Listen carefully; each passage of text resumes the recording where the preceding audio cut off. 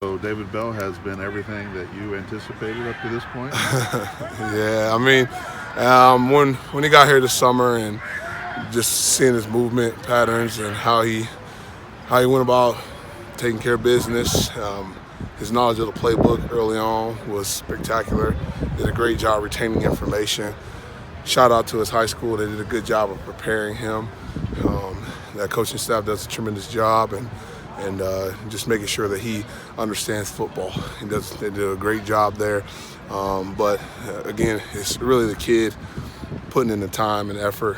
I remember sending him videos of routes I wanted him to run and asking him to video himself doing it and him sending them back to me and doing it exactly how I wanted it done. So again, it took a little time to get him really going, but he doesn't celebrate too much.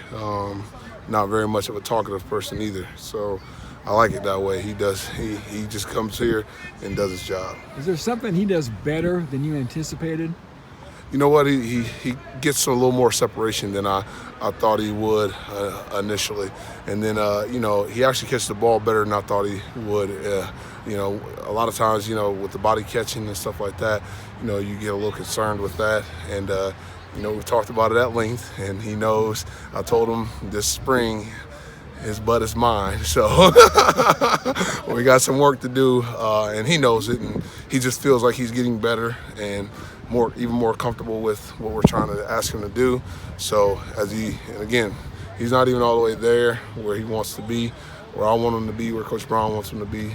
He'll keep working at it and keep getting better. When he goes out and makes a catch like he did for the touchdown Saturday, what goes through your head?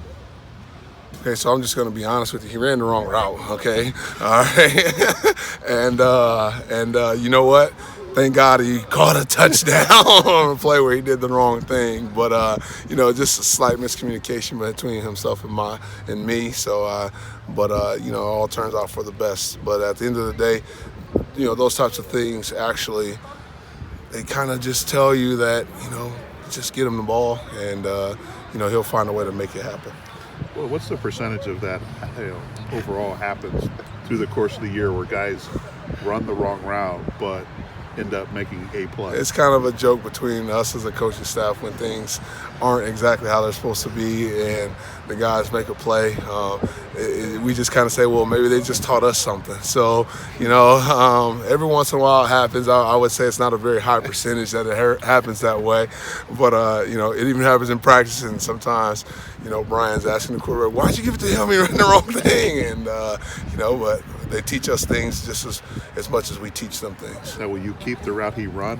Well, I shouldn't say just as much. We teach them more than they're teaching us. But every once in a while, they teach us things too. Now, will you keep the route he ran? That was the wrong route in the playbook since it was a touchdown, or? That has happened more often than you guys actually even know. That a play that was not run exactly right ends up getting installed in the offense. So you never know. You'll see. We'll see on game day. Hey, if all the receivers lined up, ran a 40, where would David come in? Well, so Rondell would be first. Followed up closely. The next one would probably be Milton Wright, somewhere in there. I'm gonna say he's probably gonna be in 4 or 5 range. 4th or 5th. I guess the point is, he's not the strongest, the fastest. Yeah, he's actually pretty strong, though. Okay.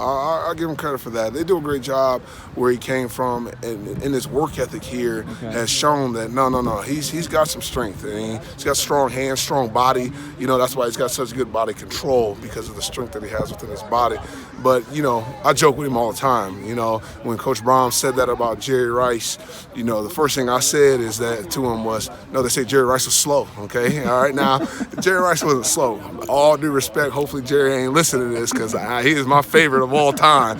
Not that he'd be listening to me talk, but it's just how smooth he is and how he utilizes whatever speed he does have to his advantage. I keep asking him, what'd you run in the 40? What'd you run in the 40? What'd you run in the 40? And he's like, never run it. I just catch passes. So that's what he does. He just goes out there and makes plays.